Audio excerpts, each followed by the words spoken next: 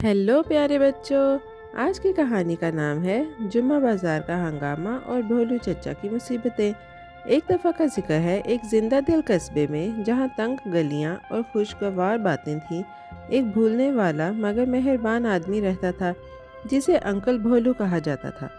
उसका असल नाम करीम बख्श था, लेकिन बमुश्किल ही कोई उसे याद रखता था, यहाँ तक कि वो खुद भी नहीं। हर जुम्मा जब सूरज नरम अंदाज में तुलू होता और परिंदे मीठे चहचहाते, अंकल भोलू को देर तक सोना पसंद होता, अपने आरामदेह कंबल में लिपटा हुआ। दरियासना उनकी मेहनती बीवी सादिया सुबह सवेरे उठती, झाड़ू देती, खाना पकाती और दिन के लिए घर की तैयारी करती। एक पुरअमन जुम्मे की सुबह, जब अंकल भोलू खुशी से खर्राटे ले रहे थे, एक गैर मुतवक्का वाक़या पेश आया जिसने उनकी पुरसुकून दिन को एक मज़ाहिया मुहिम जोई में बदल दिया, जो उलझन, हंसी और नाकाबिले फरामोश लम्हात से भरा हुआ था। वो खामोश सुबह अचानक बदल गई जब दरवाजे की घंटी की ज़ोरदार आवाज़ पूरे घर में गूंजी। अंकल भोलू ने सुस्त रवि से अंगड़ाई ली, बड़ी जमाई ली और आहिस्ता आहिस्ता अपनी नींद में आंखें खोलीं। घंटी दोबारा बजी, इस बार ज़्यादा ज़ोर से, जिससे वो घबराकर बिस्तर से छलांग लगा गया। सादिया, जो किचन में नाश्ता बनाने में मसरूफ़ थी, उसने शोर सुना, लेकिन अपने शौहर पर भरोसा किया कि वो जवाब देगा। बेतरतीब बालों और आधी बंद आंखों के साथ अंकल भोलू दरवाजे की तरफ बढ़े और उसे थोड़ा सा खोला। एक आदमी बाहर खड़ा होकर मुअद्दबाना अंदाज में पूछा, क्या करीम बख्श यहाँ रहता है? एक लम्हा भी सोचे बगैर अंकल भोलू ने फौरन जवाब दिया, नहीं सर, इस नाम का कोई नहीं रहता, और दरवाज़ा मजबूती से बंद कर दिया, खुद पर फख्र महसूस करते हुए। सादिया किचन से बाहर निकली, उसका चेहरा हैरत और फिक्र से भरा हुआ था। तुमने क्या किया है? उसने हैरत से कहा। करीम बख्श तुम्हारा अपना नाम है। अंकल भोलू जम गया, उसकी आंखें हैरत से फैल गईं और उसने हैरत से सर खुजाया। ओह वाकई, उसने आहिस्ता कहा, याद करने की कोशिश करते हुए। लेकिन सब मुझे भोलू चाचा कहते हैं, मैं अपना असल नाम भूल गया। सादिया ने गहरी सांस ली, समझ गई कि उससे बहस करने का कोई फ़ायदा नहीं। उसने नरमी से कहा, आओ पहले अपने हाथ और चेहरा धो लो, फिर नाश्ता करो। अंकल भोलू ने फर्माबरदारी से सर हिलाया और ताज़ा दम होने चले गए। जल्द ही वो दोनों एक साथ बैठकर सादा नाश्ता करने लगे, जबकि सुबह की धूप ने उनके घर को दोबारा गर्मी और सुकून से भर दिया। नाश्ता ख़त्म करने के बाद अंकल भोलू ने दोबारा अंगड़ाई ली, अपनी प्यारी नींद में वापस जाने के लिए तैयार। लेकिन सादिया ने नरमी से उसे रोका और याद दिलाया, सुन लो, आज जुम्मा है ना? अंकल भोलू ने फ़ख्र से मुस्कुराकर जवाब दिया, हाँ मुझे तो ये भी मालूम है। सादिया ने तजवीज़ दी कि वो मशहूर फ्राइडे मार्केट जाएं, जहाँ कहा जाता था कि चीज़ें सस्ती और ताज़ा हैं। अंकल भोलू की आंखें जोश से चमक उठीं और वो फ़ौरन मान गए। चलो, उसने जोश से कहा। सादिया ने उनसे कपड़े बदलने को कहा, लेकिन उन्होंने इनकार कर दिया और कहा कि ये शादी नहीं है। उसकी ज़िद्दी फितरत को जानते हुए वो खामोशी से तैयार हुई, बुर्का और चप्पल पहने हुए, और अपना पर्स उठाया। अंकल भोलू ने एक बहुत बड़ी टोकरी उठाई और ख़रीदारी के लिए तैयार हो गए। जब वो जुम्मा के मसरूफ़ मार्केट तक पहुँचे, सादिया ने बड़ी भीड़, घूमती हुई गर्द और बेइंतहा शोर को देखकर घबराहट महसूस की।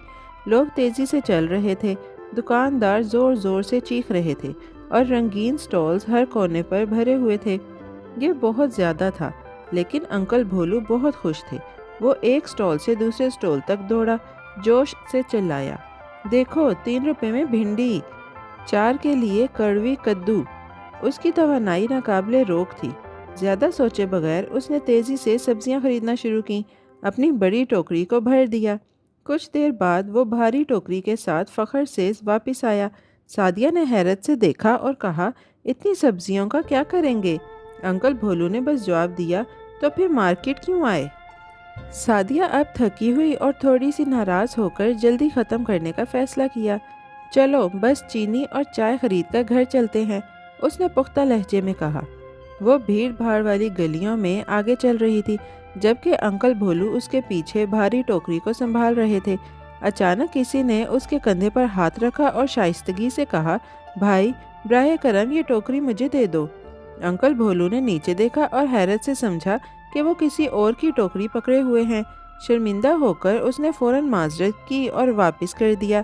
پھر گھبرا کر ادھر ادھر تلاش کیا، یہاں تک کہ اسے دوبارہ اپنی ٹوکری مل گئی۔ شور شرابے والا بازار اب اور بھی زیادہ الجھا ہوا لگ رہا تھا۔ لوگ ہر جگہ منتقل ہو رہے تھے، جس سے انکل بھولو کے لیے توجہ مرکوز کرنا مشکل ہو گیا تھا۔ اب انکل بھولو نے ہجوم میں سعدیہ کو تلاش کرنے کی کوشش کی۔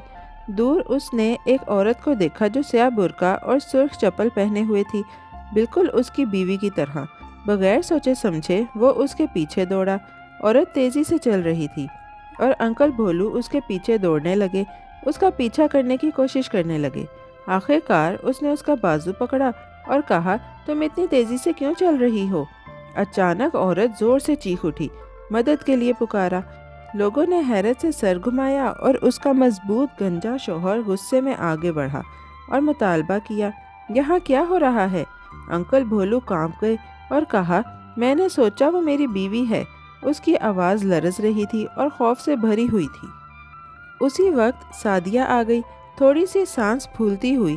اس نے جلدی سے صورتحال سمجھائی، بھائی یہ ایک غلط فہمی ہے، وہ اکثر چیزیں بھول جاتا ہے۔ تمہاری بیوی کا برقع اور چپل میری جیسی لگتے ہیں۔ غصے میں مبتلا آدمی نے دونوں کو غور سے دیکھا، سمجھنے کی کوشش کی۔ کچھ دیر بعد اس نے سر ہلایا اور چلا گیا۔ اب بھی ناراض تھا، لیکن اب چیخ نہیں رہا تھا۔ سعدیہ نے سکون کا سانس لیا اور نرم لہجے میں کہا، خدا کا شکر ہے کہ ہماری عزت بچ گئی۔ انکل بھولو نے خاموشی سے سر ہلایا، ابھی بھی ہلچل میں۔ بھیڑ والا بازار پھر سے ان کے ارد گرد گونج رہا تھا، جیسے کچھ ہوا ہی نہ ہو۔ لیکن یہ اس دن انکل بھولو کے مسائل کی صرف شروعات تھیں۔ وہ دوبارہ آگے بڑھے، لیکن اب ٹوکری بہت بھاری محسوس ہو رہی تھی۔ سعدیہ نے آخرکار کہا، یہ ٹوکری یہیں چھوڑ دیتے ہیں، میں یہاں کھڑا رہوں گا اور تم کچھ پھل لے آؤ۔ انکل بھولو نے اتفاق کیا اور احتیاط سے ٹوکری اس کے قریب رکھ دی۔ وہ پھلوں کے سٹولز کی طرف بڑھا، لیکن راستے میں اس کی ملاقات چند لوگوں سے ہو گئی جنہیں وہ جانتا تھا۔ وہ خوشی سے باتیں کرنے لگے، ہنسنے لگے اور کہانیاں شیئر کرنے لگے۔ آہستہ آہستہ انکل بھولو بھول گئے کہ وہ وہاں کیوں آئے تھے۔ بغیر جانے وہ بازار سے باہر نکلا اور سیدھا گھر چلا گیا، بالکل بھول گیا کہ سعدیہ ہجوم میں بھاری ٹوکری کے ساتھ صبر سے انتظار کر رہی ہے۔ جب انکل بھولو گھر پہنچے تو اچانک رک گئے اور سانس رک گیا۔ اوہ نہیں، میں نے اپنی بیوی کو بازار میں چھوڑ دیا، وہ خوفزدہ ہو کر بولا۔ ایک لمحہ ضائع کیے بغیر وہ دوڑتا ہوا واپس آیا، مصروف گلیوں میں دوڑتا ہوا۔ اس کا دل زور زور سے دھڑک رہا تھا اور وہ فکرمند اور الجھن میں تھا۔ جب وہ دوبارہ بازار پہنچا تو اس نے ایک اور عورت کو سیاہ برقعے میں دیکھا اور فوراً اس کی طرف دوڑا۔ معاف کرنا میری بیوی، مجھے دیر ہو گئی، اس نے کہنا شروع کیا، لیکن اس سے پہلے کہ وہ بات مکمل کرتا، ایک گنجا آدمی غصے میں اس کا کالر پکڑ گیا۔ تم پھر سے؟ اس نے چلایا۔ انکل بھولو خوف سے جم گئے، ایک بار پھر سمجھ گئے کہ انہوں نے کسی اور کو غلط سمجھ لیا ہے۔ ایک چھوٹا سا ہجوم جمع ہو گیا جو تجسس سے منظر کو دیکھ رہا تھا۔ انکل بھولو خوفزدہ نظر آ رہے تھے جب غصے میں آدمی نے اس کا کالر مضبوطی سے پکڑ رکھا تھا۔ اسی وقت کچھ مقامی لڑکوں نے اسے پہچان لیا اور تیزی سے آگے بڑھے۔ وہ ہمارے انکل بھولو ہیں، انہوں نے وضاحت کی۔ وہ سب کچھ بھول جاتے ہیں۔ یہ سن کر آدمی نے آہستہ آہستہ اسے چھوڑ دیا، اب بھی ناراض مگر غصے میں نہیں۔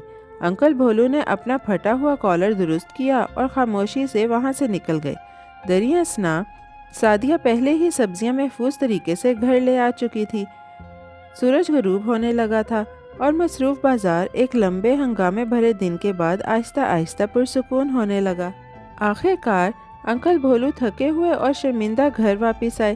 سعدیہ نے اس کی طرف دیکھا اور پوچھا، تم کہاں تھے اور تمہاری قمیض کو کیا ہوا ہے؟ انکل بھولو نے آہستہ آہستہ اسے سب کچھ بتایا، مارکیٹ میں بھول کر غصے والے آدمی کے ہاتھوں دوبارہ پکڑے جانے تک۔ جب وہ سن رہی تھی، سعدیہ نے حیرت سے سر پکڑ لیا۔ یہ نہیں جانتی تھی کہ ہنسے یا روئے۔